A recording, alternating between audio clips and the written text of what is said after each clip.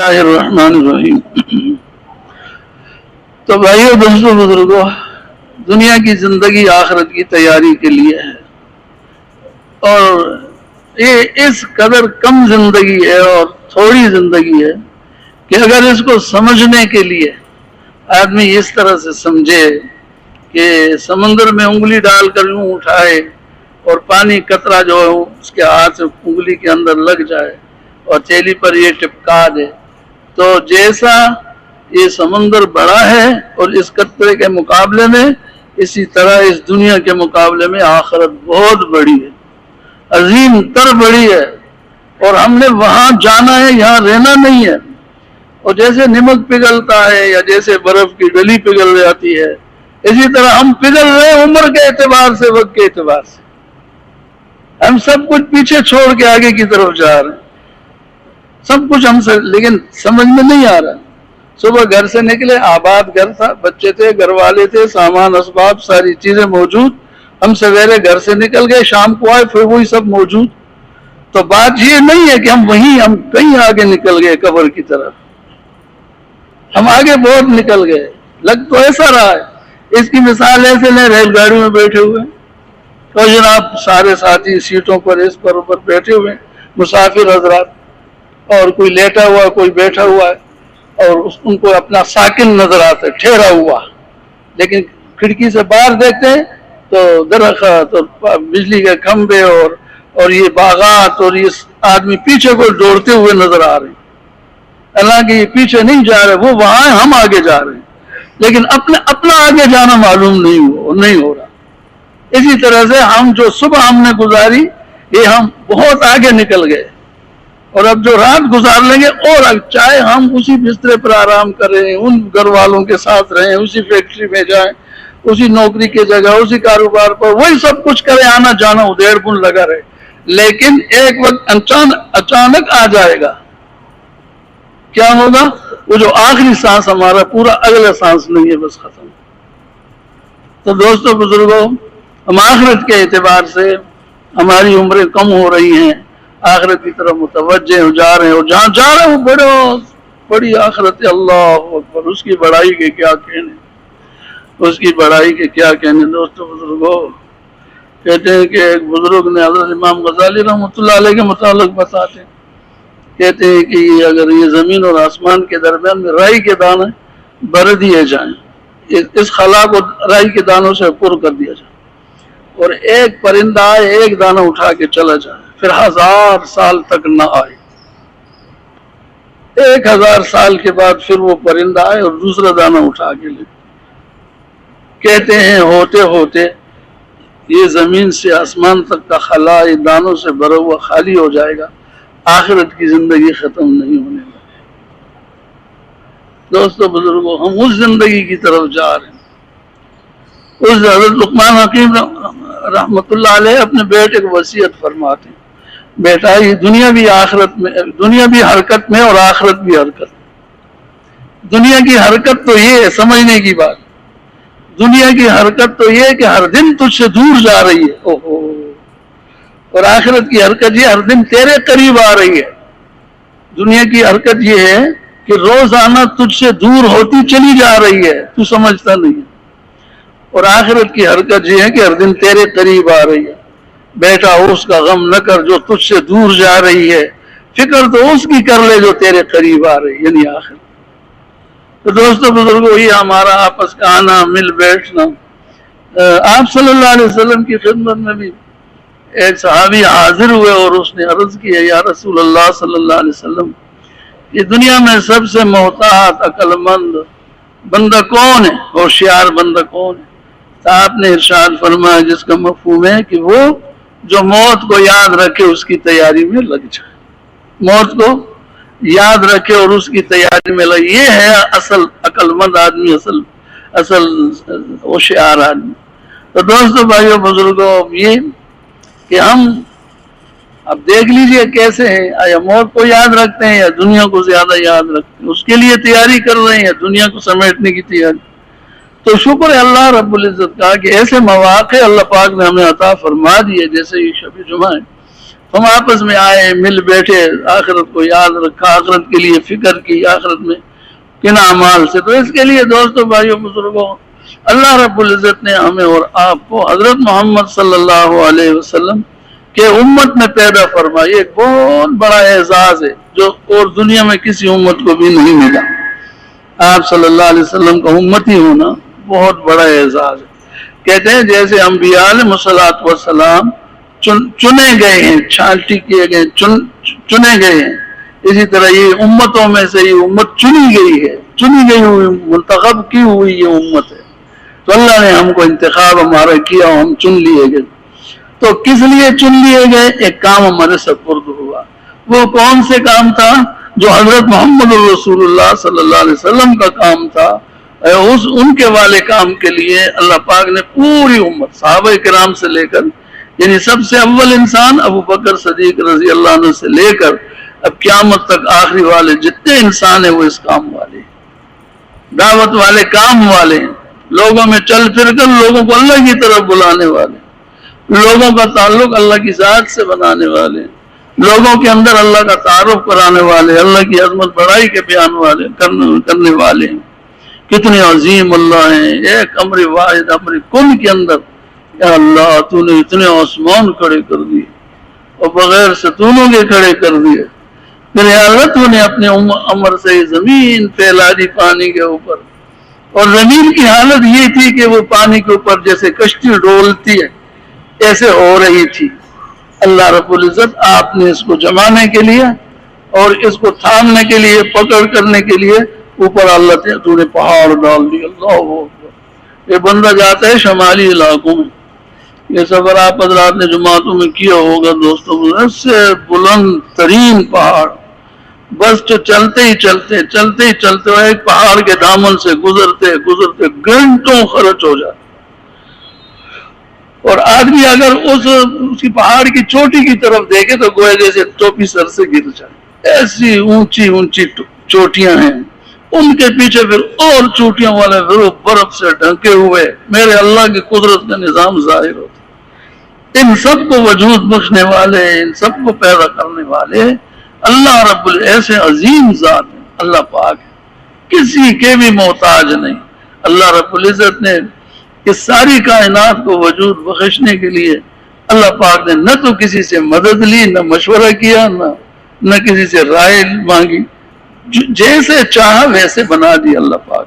دوستو بزرگ, ایسی بڑی عظیم ذات ہے. علم کے اعتبار سے اتنی وسعت والے ہیں, ہر چیز کو جانتے ہیں, ہمیں بھی جانتے ہیں, ہمارے آگے کو کیا آنے والا ہے اس بندے کے سامنے, پیچھے کو کیسے گزرا ہے اس کے اوپر, اور اسی طریقے سے یہ سارا نظام جو آگے کیا حالات آنے والے ہیں, قیامت کے اندر کیا حالات ہیں, اس کے بعد کیا جنت میں دوزخ والوں کا کیا ہے, اللہ اکبر, سب اس کے علم کے اندر ہے. دوستو بزرگوں, پیچھے کیا رہ جائے گا جب انسان ختم ہو جائیں گے. اسرافیل علیہ السلام کو حکم ہوگا کہ اب سور میں پھونک مار دو.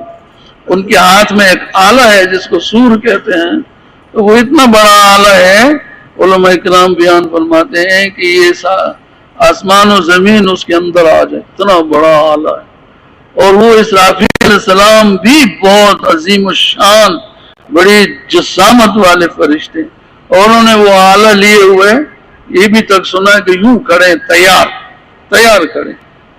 تو اس حساب سے ہمیں بھی تیار رہنا چاہیے. کسی وقت بھی بھائی اللہ کا حکم آ جاتا ہے, ہم آگے چلے جاتے ہیں. تو وہ تیار کھڑا ہے, جب اللہ رب العزت کی طرف سے حکم آئے گا تو وہ اس میں وہ سور میں پھونک ماریں گے. اس کی پھونک مارنے کی وجہ سے ایسی آواز پیدا ہوگی کہ آسمان و زمین ختم ہو جائیں گے, آسمان ٹکڑے, ستارے ٹوٹ جائیں گے, سورج ختم ہو جائے گا. اور یہ پہاڑ جس کو میں نے عرض کیا کہ روئی کے گالوں کی طرح اڑنے لگیں گے. اب روئی کے گالے آپ میں سے اکثر سمجھتے ہوں گے, کچھ نہیں سمجھتے ہوں گے ذہن میں. وہ جب وہ آدمی دنیا روئی دھنتا ہے نا, اب تو مشینیں آ گئی ہیں, اب تو ہاتھ سے دھنی ہوئی روئی تو نہیں ملتی. تو اس زمانے میں پہلے روئی کو ہاتھ سے دھنتے تھے, وہ دنیا اس کو کیا دھنتا تھا. تو دھنتا تھا تو اس روئی کے دھننے کی وجہ سے اس میں سے کوئی ہلکا پھلکا کوئی گرد, کوئی غبار, اس کے کوئی اس کے ذرات جو اس روئی کے ہوتے تھے یا اون کے ہوتے تھے وہ ایسے ایسے دور جا کر آر چفیر میں یوں پڑ جاتے تھے. تو جب یہ عمل ہوتا جاتا تھا وہ زمین کا فرق نظر نہیں آتا تھا اس پر، جیسے کہ روئی روئی پڑی ہوئی. اور جب اس کے پاس سے کوئی آدمی ویسے ہی گزرتا، اس کے اوپر سے گزرتا، تو اس کے گزرنے سے جو ہوا پھیلتی ہے جیسے، تو وہ روئی بن بن کر، گالے بن بن کر اس کے پیچھے پیچھے چلتے. اس کو کہتے ہیں، جس کو اللہ پاک نے فرمایا کہ پہاڑ روئی کے گالوں کی طرح اڑنے لگیں گے. وہ گالے اس طرح کے ہوتے ہیں، ایسے گول مگول، آدمی آگے آگے جاتے وہ گالے اس کے پیچھے پیچھے چلنے لگے. ایسے نرم بے جان ہوتے ہیں کہ معمولی ہوا سے بھی وہ چلنے لگے. تو یہ پہاڑوں، سور کے پھونکنے سے پہاڑ ختم، اڑنے لگیں گے. دوست ایسی عظیم ذات اللہ رب العزت کی. اب پھر ایک وقت ایسا آئے گا زمین پر، زمین کیا، زمین بھی ختم ہو جائے گی. اس کائنات کے اندر جیسے بھی جو بھی اللہ چاہیں گے کیا صورتحال ہوگی وہ تو اللہ ہی جانتے ہیں. تو ایک وقفہ ایسا آئے گا کہ کچھ بھی نہیں ہوگا، صرف ایک اللہ رب العزت کی عالی ذات ہوگی. زندہ کوئی چیز بھی نہیں ہوگی، نہ فرشتہ، نہ انسان، نہ جن، نہ کوئی اور مخلوق، خالی کوئی بھی زندہ نہیں ہوگی. پھر ایک عرصہ گزر جانے کے بعد پھر میرا اللہ سب سے پہلے اسرافیل علیہ السلام کو زندہ کریں گے. پھر اسی طرح اس کے ہاتھ میں سور ہوگا. پھر ان کو حکم ہوگا کہ اس میں پھر سور میں پھونک مارو. جب وہ پھر سور میں پھونک ماریں گے تو سارے انسان زمین میں سے ایسے اگنے لگیں گے، ایسے جیسے اٹھ کھڑے ہونے لگیں گے. وہ انسان ہم اور آپ سب اس میں پھر قیامت کا دن شروع ہو جائے گا، حساب کتاب کا دن ہوگا. کہتے ہیں کہ سب ننگے ہوں گے، کپڑے نہیں ہوں گے. بچے ہیں ہم میں سے کوئی بھی ان سے بچ نہیں سکتا. ہم سب وہاں ان میں سے گزرنے والے ہیں. اور بھائی پھر حساب کتاب شروع ہوگا. اور کئی عرصے تک تو اللہ رب العزت اپنے بندے کو توجہ نہیں کریں گے، اور بس بندے ہوں گے سورج ایسے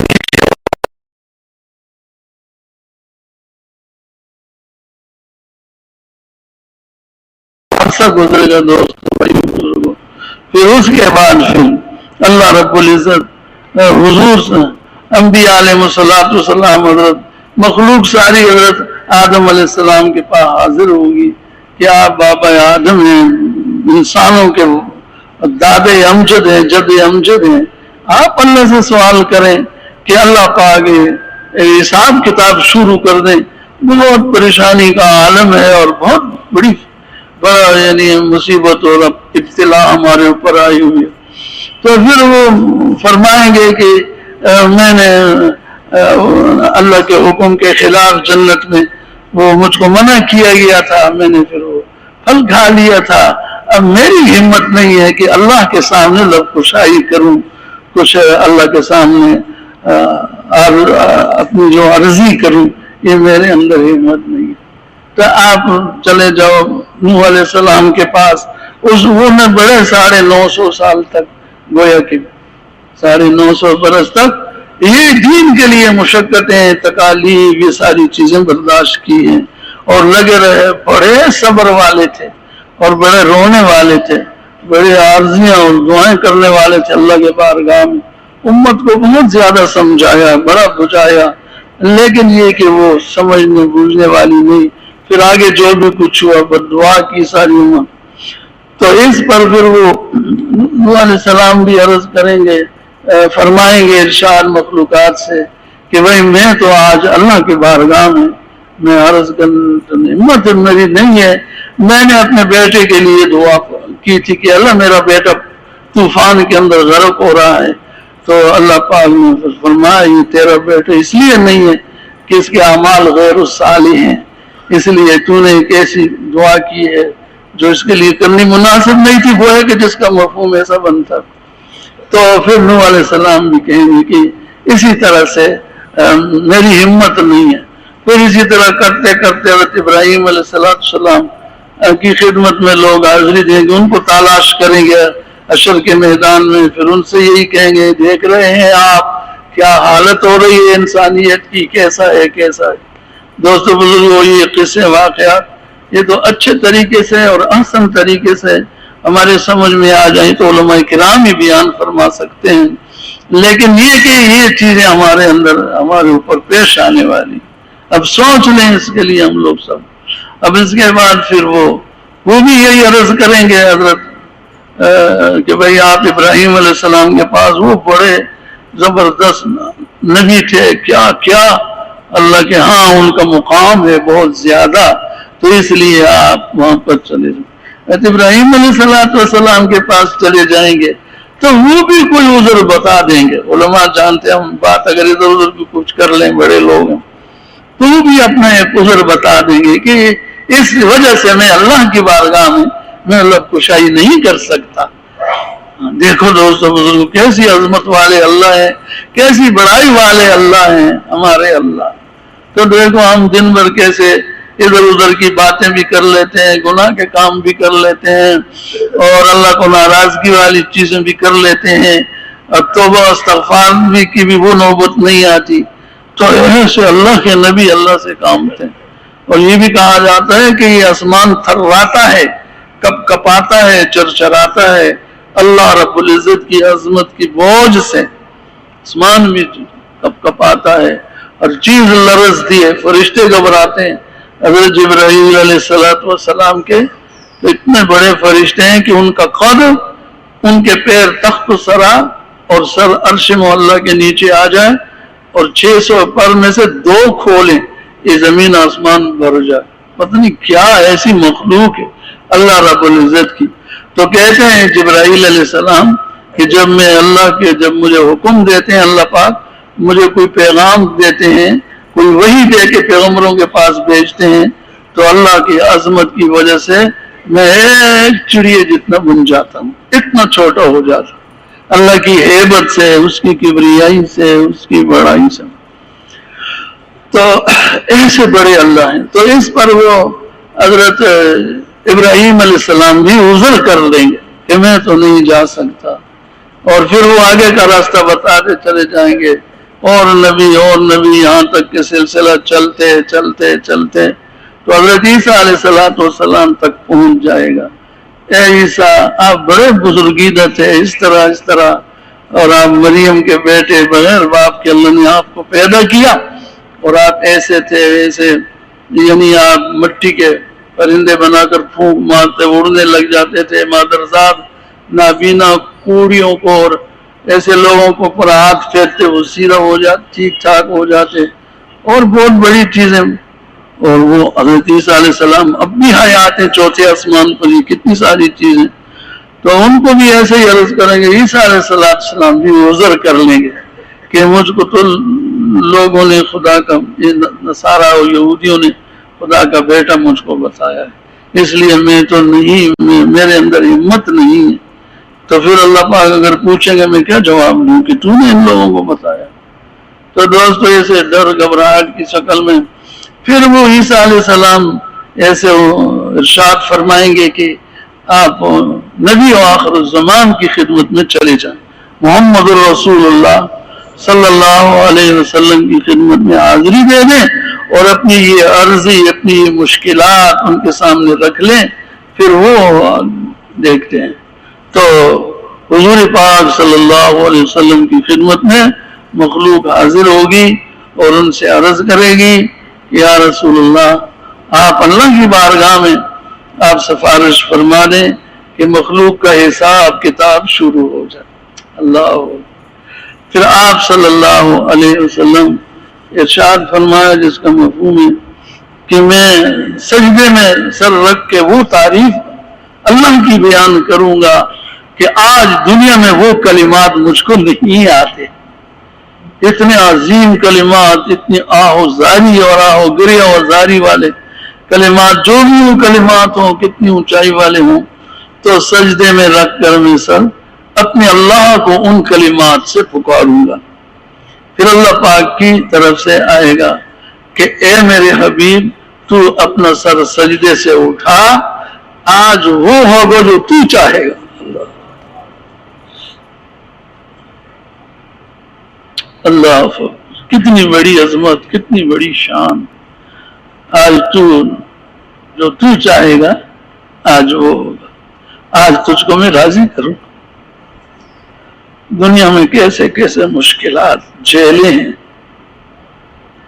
ایک بات یہ بھی آتی ہے، علماء سے بیانوں میں آپ حضرات بھی سنتے ہیں کہ فرماتے تھے کہ ہر نبی کو اس کی نبوت کی وجہ سے ایک دعا قبول ہونے کا وعدے پر اللہ نے ہر پیغمبر کو ایک دعا دی ہے.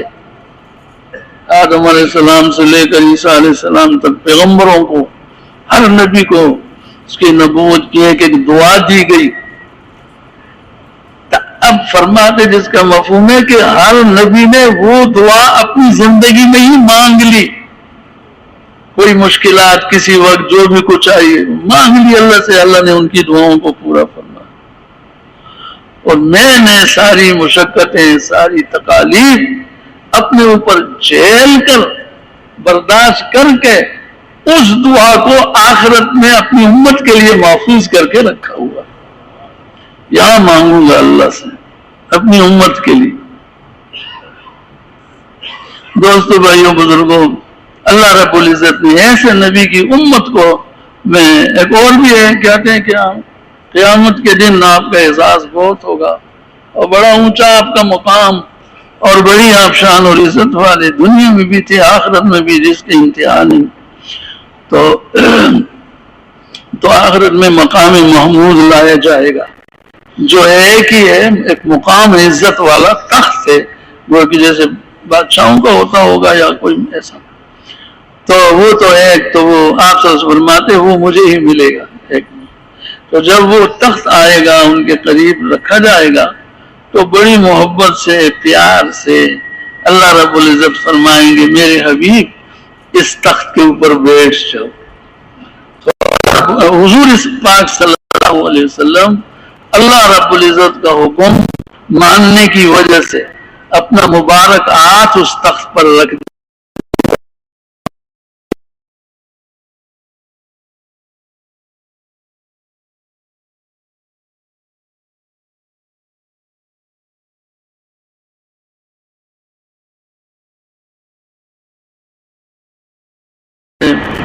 تو بہت دعائیں کی وہاں پر، بہت دعائیں بھی مانگی گئی اور آپ نے امت کے لیے بڑی دعائیں بھی مانگی.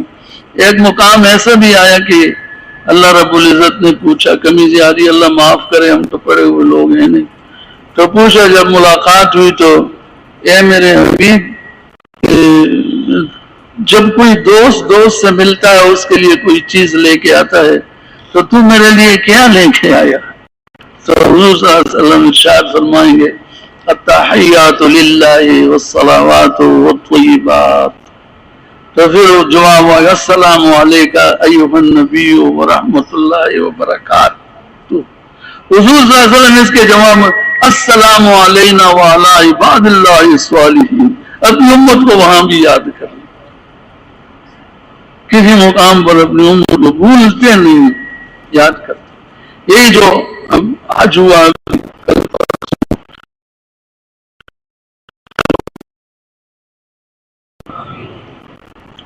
تو اس موقع کے اوپر بھی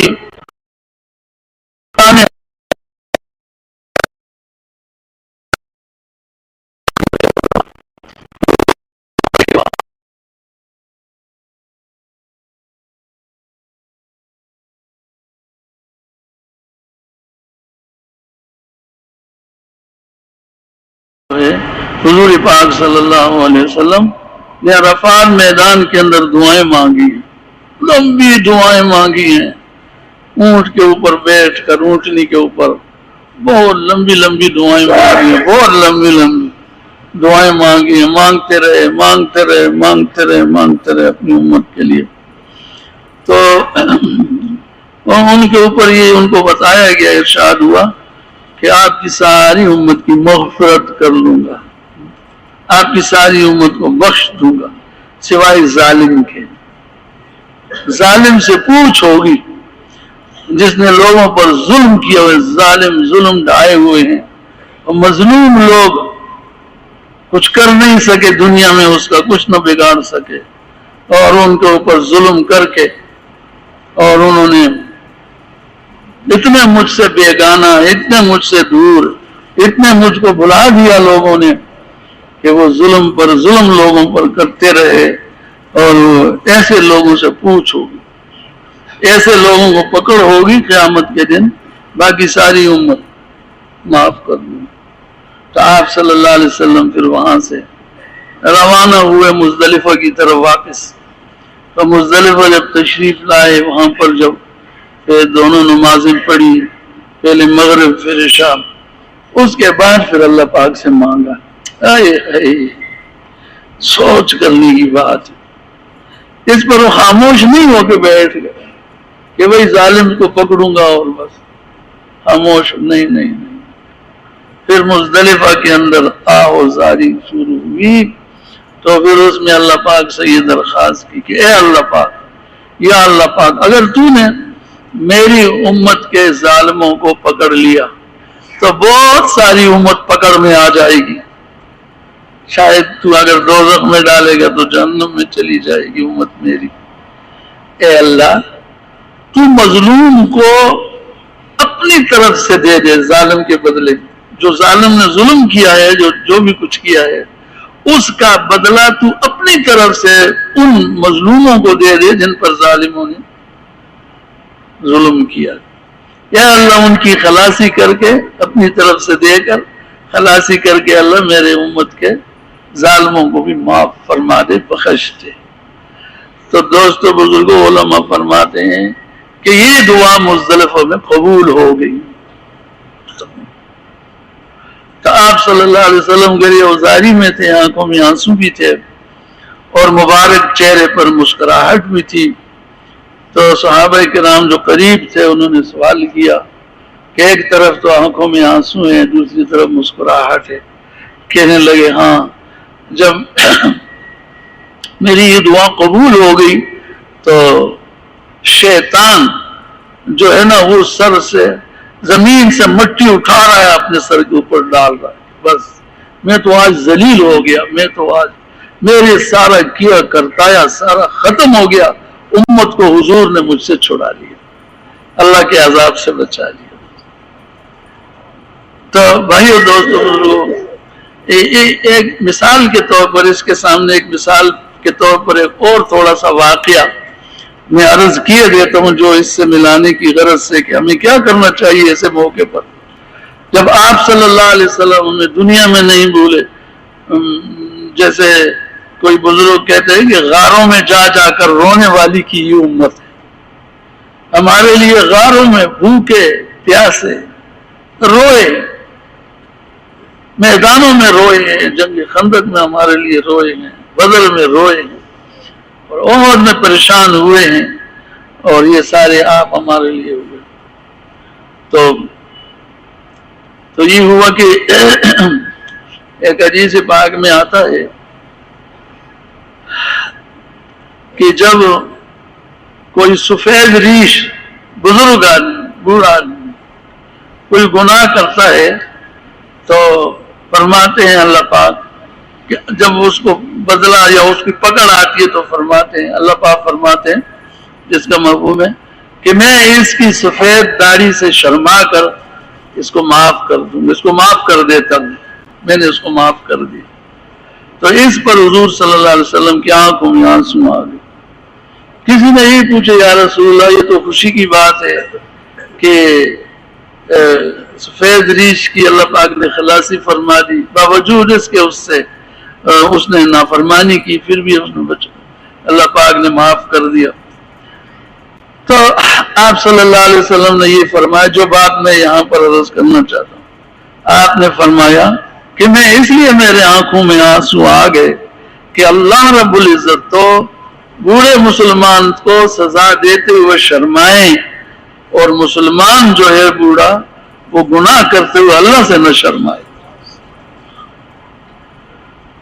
تو جب یہ ایسا ہمارے لیے کیا حضور پاک صلی اللہ علیہ وسلم نے دنیا میں، قیامت کے دن اور آخرت میں کیا کیا کریں گے دوستو بزرگوں، تو اب جب انہوں نے یہ کیا اور غاروں میں جا جا کے ہمارے لیے روئے ہیں، پیٹوں پہ پتھر باندھے گئے بھوک پریشانی کی وجہ سے، اور کیا کیا کیا کیا آپ سب کے سامنے. تو اب ہمارے لیے دوستو بزرگوں کیا ہے کہ ہم ان کی امت ہیں. اللہ رب العزت نے بڑے، ایک تو ان کی امت کے یہ بھی دیکھو فضائل کیسے عجیب عجیب ہیں.